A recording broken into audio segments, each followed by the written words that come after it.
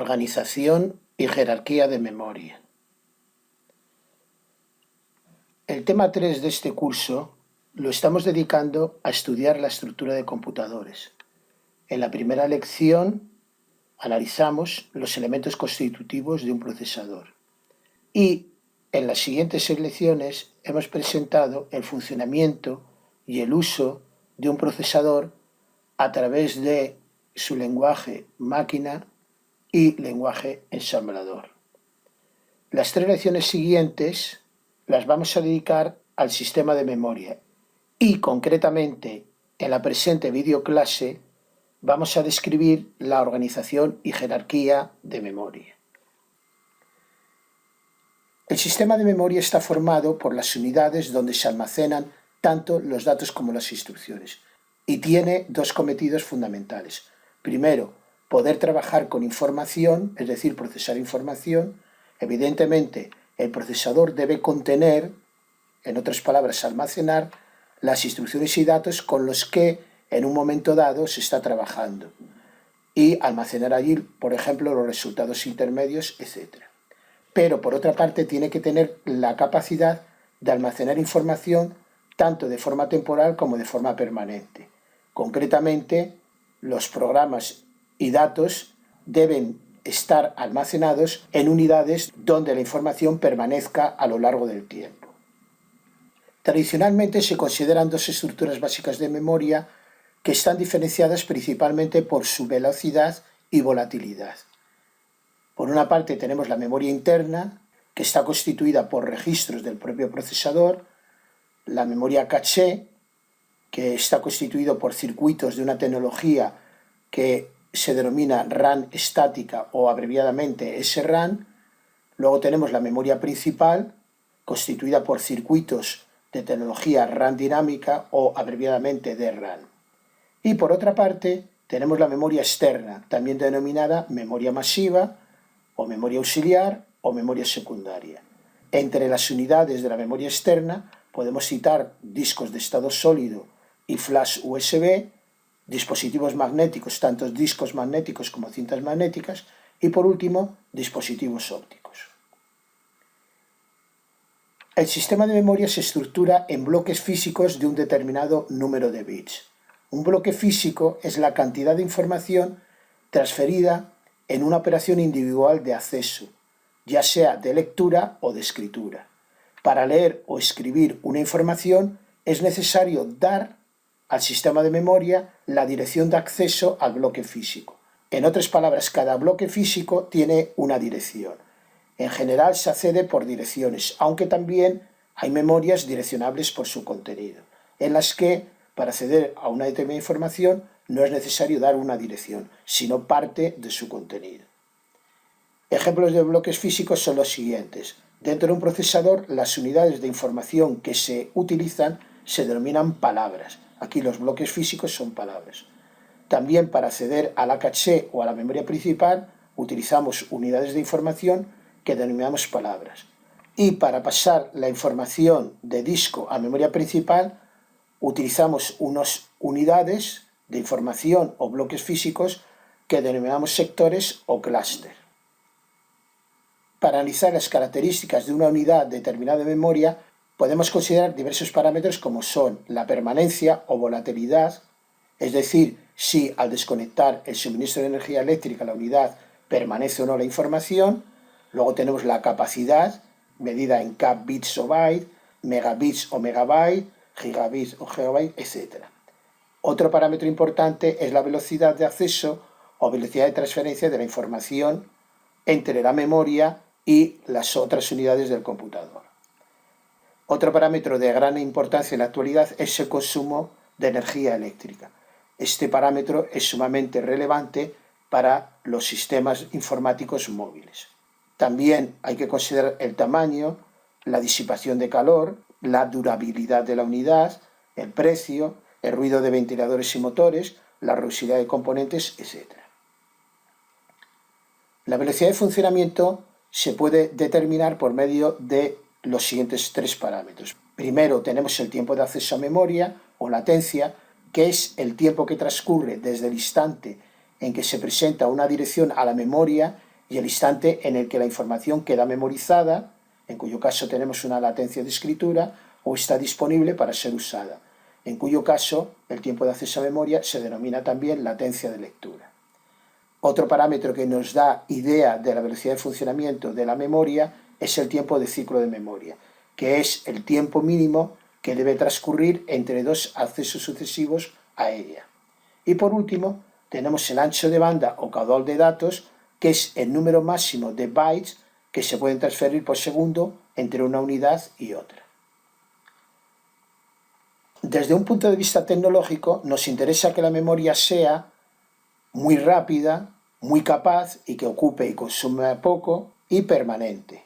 Pero en la actualidad no hay una tecnología que reúna simultáneamente estos requisitos. Por una parte tenemos los discos magnéticos, que son unidades permanentes en las que la información permanece de forma indefinida y que son muy capaces. Y como contrapartida tenemos las memorias semiconductoras, entre las cuales las más rápidas no son permanentes. Y por tanto la información grabada en ellas no perdura a lo largo del tiempo. Se pierde en el momento que las desconectemos del suministro de energía eléctrica.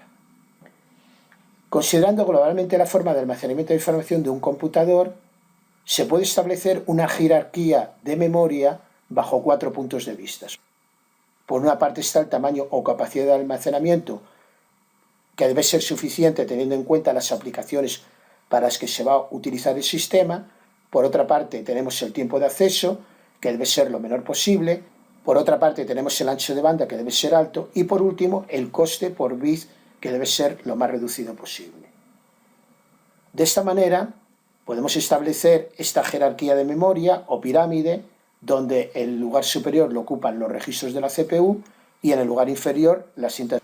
Según nos desplazamos hacia arriba, se incrementa el precio por bit y según vamos hacia abajo, aumenta la capacidad de almacenamiento.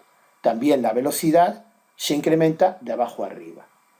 En el nivel superior de esta jerarquía de memoria tenemos los registros de la CPU, cuyos tiempos de acceso son del orden de un ciclo de reloj. Un ciclo de reloj puede considerarse que es del orden de 0,5 nanosegundos. Luego tenemos la caché interna, o L1, que también tiene tiempos de acceso del orden de un ciclo de reloj. Las cachés L2 y L3, en algunos casos externa al circuito integrado que incluye el procesador, que puede tener tiempos de acceso de 3 a 5 ciclos. La RAM dinámica, que tiene tiempos de acceso de 30 a 100 ciclos de reloj. Los discos de estado sólido o memorias flash, que tienen tiempos de acceso de 10.000 a 20.000 ciclos de reloj. Las memorias flash USB, que tienen tiempos de acceso del orden de 300.000 a 3 millones de ciclos de reloj.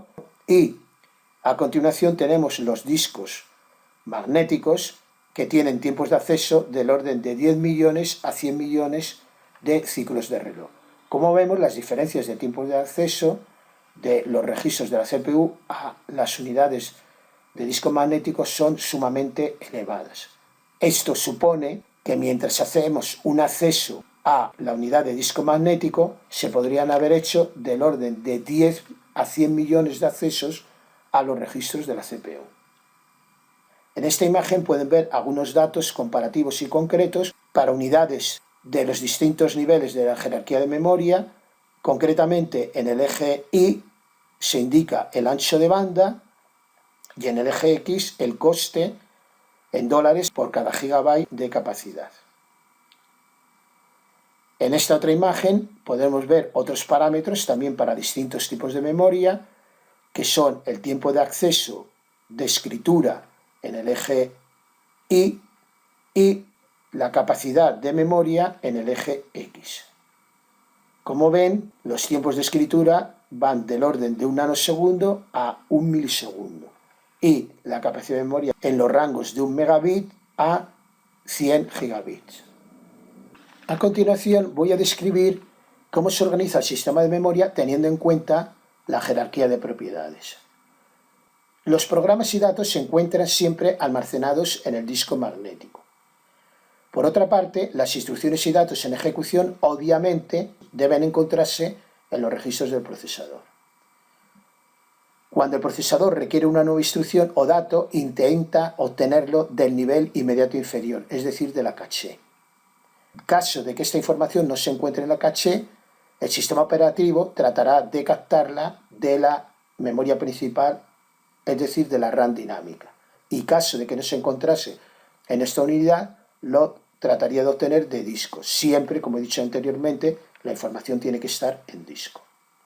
Cuando se solicita un bloque de datos en un determinado nivel y se encuentra allí, se dice que se ha producido un acierto en el acceso. Y si no es así, se dice que se ha producido un fallo en el acceso. Otra cuestión importante es que la información en un determinado nivel se encuentra siempre replicada en niveles inferiores. Cuando decimos que la información pasa de un nivel a otro hasta llegar a ocupar los registros del procesador, lo que se hace realmente es duplicar la información del nivel pasándola al nivel inferior, de tal manera que, como he indicado anteriormente, siempre la información se encuentra replicada en los niveles inferiores. La organización y gestión de la memoria hace uso de dos principios. El primero de ellos es el principio de localidad temporal, que tiene en cuenta que si en un momento dado se utiliza una instrucción o dato, existe una gran posibilidad de que se vuelva a utilizar esa instrucción o dato en un periodo corto de tiempo. Este principio nos lleva a considerar que si una información está en un determinado nivel, debe de tratarse de permanecer allí porque puede tener que volver a utilizarse en un periodo corto de tiempo. Por otra parte, tenemos el principio de localidad espacial, que tiene en cuenta que si en un momento se utiliza una instrucción o dato, existe una gran probabilidad de que en un periodo corto de tiempo se utilicen las instrucciones o datos próximos a ellos. En general, la mayor parte de los programas están constituidos por bucles de instrucciones que se ejecutan iterativamente, con lo cual, si una instrucción se ejecuta en un momento dado, es muy probable que se vuelva a ejecutar en un periodo corto de tiempo. La gestión de la ocupación de los distintos niveles de la jerarquía de memoria se hace de forma que cuando se produce un fallo en un determinado nivel, se copia un grupo de datos, una página en el caso de pasar la información de disco a memoria principal o una línea en el caso de transferir información de la memoria principal a la caché, del nivel inmediato inferior dentro de la cual se encuentra la información solicitada. Es decir, que no se copia solo la información a la que se pretende acceder, sino también la información que está próxima a ella. Por otra parte, cuando un nivel está lleno, para introducir un nuevo bloque se utiliza un algoritmo de reemplazo que decide el bloque de datos a desalojar de dicho nivel. Vamos a hacer algunas consideraciones sobre los tiempos de acceso. Para ello, vamos a definir la tasa de aciertos de un determinado nivel I como el cociente entre el número de accesos realizados con éxito y el número total de accesos a ese nivel. En cierta medida, este parámetro puede considerarse como una probabilidad o como un tanto por uno, en el sentido de que si, por ejemplo, tenemos el 83% de aciertos, la tasa de aciertos sería 0,83. La tasa de fallos del nivel I es el cociente entre el número de accesos realizados sin éxito y el número total de accesos a ese nivel. Es decir, la tasa de aciertos más la tasa de fallos para un nivel determinado I debe ser igual a 1. Definimos el tiempo medio de accesos efectivo a un nivel I mediante la siguiente expresión. Tiempo de acceso efectivo del nivel I es el tiempo de acceso a dicho nivel ponderado por la tasa de aciertos en dicho nivel, más el tiempo de acceso efectivo al nivel inmediato inferior ponderado por la tasa de fallos del nivel en consideración del nivel I. Esta fórmula sencillamente nos indica que, por ejemplo, con un 80% de aciertos y 20% de fallos, hay que ponderar el tiempo de acceso del nivel I con 0,8 y añadir el tiempo de acceso efectivo del nivel inmediatamente inferior para el caso de los fallos, es decir, sumarlo ponderándolo con 0,2. Con más rigor, tendríamos que añadir a la expresión anterior el tiempo de acceso del nivel I multiplicado por la tasa de fallos, ya que cuando se produce el fallo, no solamente hay que considerar el tiempo de acceso efectivo del nivel inmediatamente inferior, sino también, en el caso de fallos, hay que considerar el tiempo de acceso del nivel en consideración, el nivel I. Aunque el tiempo de acceso a un determinado nivel es despreciable frente al tiempo de acceso del nivel inmediatamente inferior. Estas ideas las vamos a comprender mejor considerando un ejemplo. Supongamos un sistema de memoria de un computador que contiene una caché con tiempo de acceso de 4 nanosegundos, una memoria principal con tiempo de acceso de 80 nanosegundos y una unidad de disco donde se gestiona la memoria virtual con tiempo de acceso de 12 milisegundos. Después de analizar el comportamiento de la memoria, se concluye que los porcentajes de aciertos en la caché es del 80% y en la memoria principal del 99,5%. El objetivo del problema es obtener los tiempos medios de acceso efectivos de la caché y de la memoria principal. El problema lo solucionaremos sencillamente utilizando las expresiones que hemos visto anteriormente. Así tenemos que para el disco el tiempo de acceso, según el enunciado, es de 12 milisegundos, la tasa de acierto será 1 porque tanto los datos como las instrucciones seguro que están en el disco, la tasa de fallos ceros, con lo que el tiempo de acceso efectivo al disco lo podemos obtener aplicando esta expresión, que nos da 12 milisegundos. Por otra parte, para la memoria principal, el tiempo de acceso, según el enunciado, son 80 nanosegundos. Como el porcentaje de aciertos es 99,5%, la tasa de aciertos será 0,995 y la tasa de fallos, aplicando esta expresión, será 0,005. Con lo que el tiempo de acceso efectivo a la memoria principal se obtiene sustituyendo estos valores en esta expresión, lo que nos da un valor de 60,08 microsegundos. Obsérvese que, aunque el tiempo de acceso a la memoria principal es de 80 nanosegundos, teniendo en cuenta los fallos que hay, ese tiempo de acceso se incrementa a 60,08 microsegundos. Por otra parte, para la caché podemos hacer lo mismo. Tenemos tiempo de acceso, según el enunciado, 4 nanosegundos, la tasa de aciertos correspondiente al 80% es de 0,8, la tasa de fallos 0,2, con lo que obtenemos un tiempo de acceso efectivo a la caché de 12,02 microsegundos. También aquí puede observarse el gran deterioro que sufre el tiempo de acceso a la caché al considerar la tasa de fallos, bajando de 4 nanosegundos a 12,02 microsegundos. Como resumen y conclusiones de esta lección, podemos decir que el sistema de memoria permite almacenar tanto datos e instrucciones con el objetivo de procesar información y de guardar información de forma permanente.